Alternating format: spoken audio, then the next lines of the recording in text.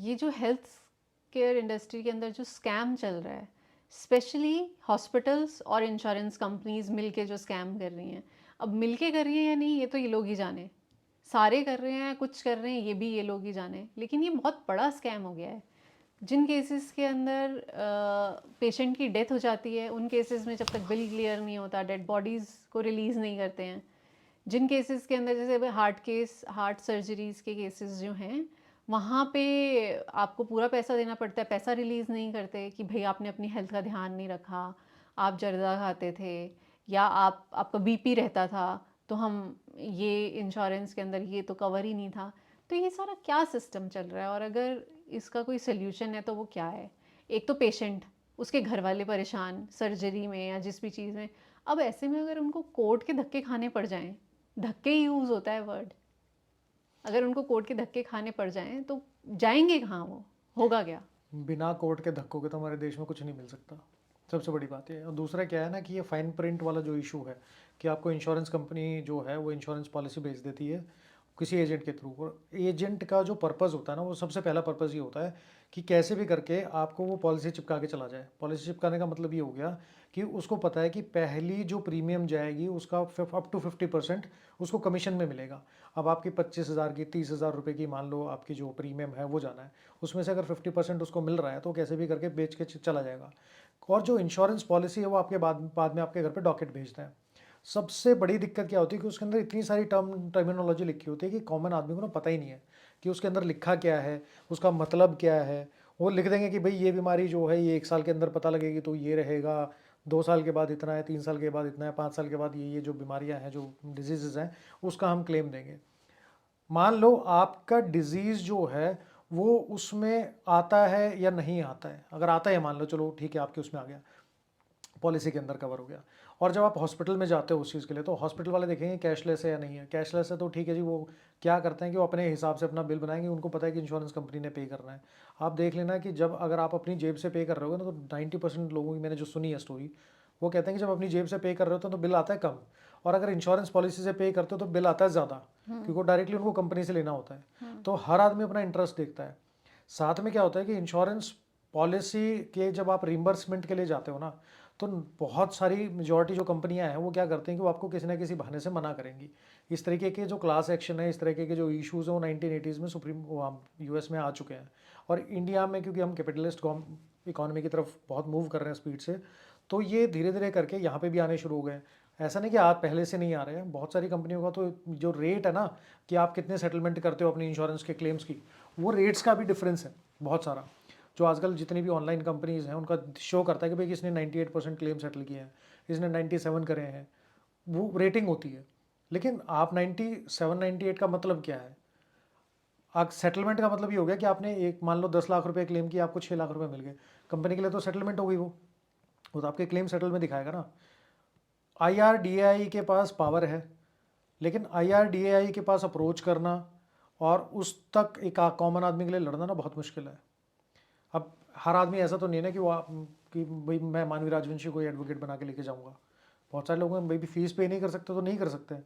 बहुत सारे लोग हैं जो कहते हैं कि यार हमें तो अपने लोकल एरिया में एडवोकेट करना पड़ेगा। हर हर डिस्ट्रिक्ट में जो लॉयर हैं वो उतने कन्वर्जेंट नहीं होते। बहुत बार कई कई बार मैंने देखा है कि वो इंश्योरेंस के जो कानून है उसके, और ये कंपनीज क्या करती हैं, इनके पास लीगल टीम होती है जो सिर्फ यही काम कर रही होती है, तो वो लूप होल्स निकाल के रखते हैं।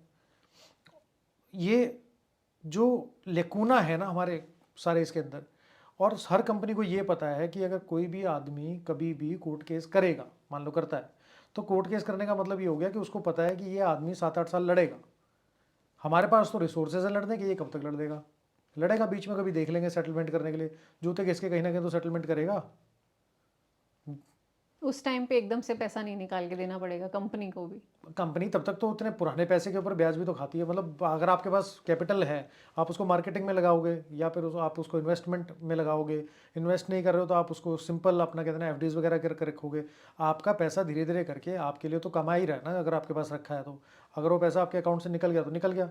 अल्टीमेटली क्या है कि 31 मार्च का जब ईयर एंड होता है तो हर कंपनी को दिखाना पड़ता है कि सेटल्ड डेट कितना है, अनसेटल्ड केसेस कितने हैं। तो उनको जितना जल्दी हो सके, तो कई बार ये होता है कि सेटल करने हैं लेकिन वो औने पौने दाम पे भी कर लेते हैं। अब आज जिसकी मजबूरी है वो कह रहा है कि भाई 10 लाख रुपए मुझे आज से 10 साल बाद मिले, और 7 लाख रुपए मुझे आज मिल रहे हैं।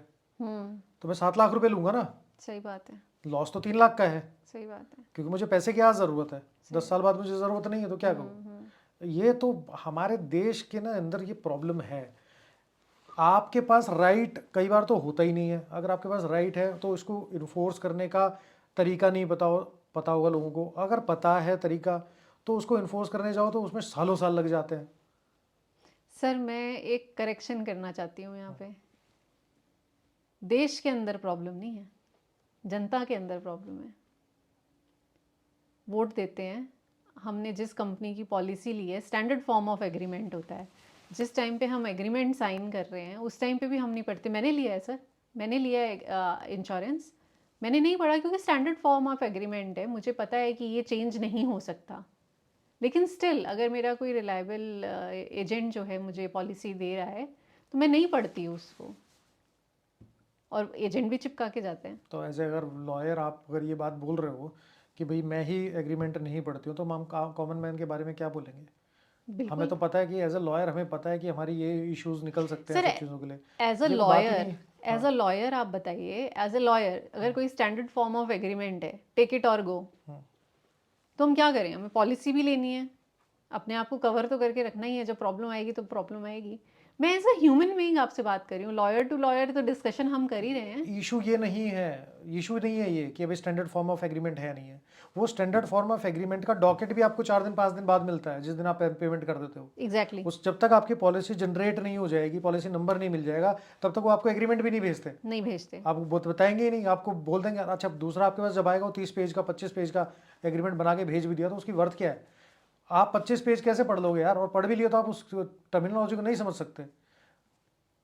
और आदमी अगर भी हम एक हेल्दी डिस्कशन कर रहे हैं तो एक चीज़ और डिस्कस कर लेते हैं। हाँ, ये जो इंश्योरेंस एजेंट्स होते हैं, हाँ। अगर हम कॉन्ट्रैक्चुअल प्रिंसिपल्स के हिसाब से जाएं स्टैंडर्ड फॉर्म ऑफ एग्रीमेंट में, तो एजेंट भी जो होता है कंपनी का रिप्रेजेंटेटिव होता है। कुछ इसके एक्सेप्शंस भी हैं, लेकिन जैसे ही हमें डॉकेट मिला उसके बाद लेट्स से कि हमने पढ़ के देख लिया, उसके बाद अगर मुझे कुछ डेफिशिएटेड सर्विसेज मिल दिख रहा है तो मैं क्या कंज्यूमर कोर्ट अप्रोच कर सकती हूँ?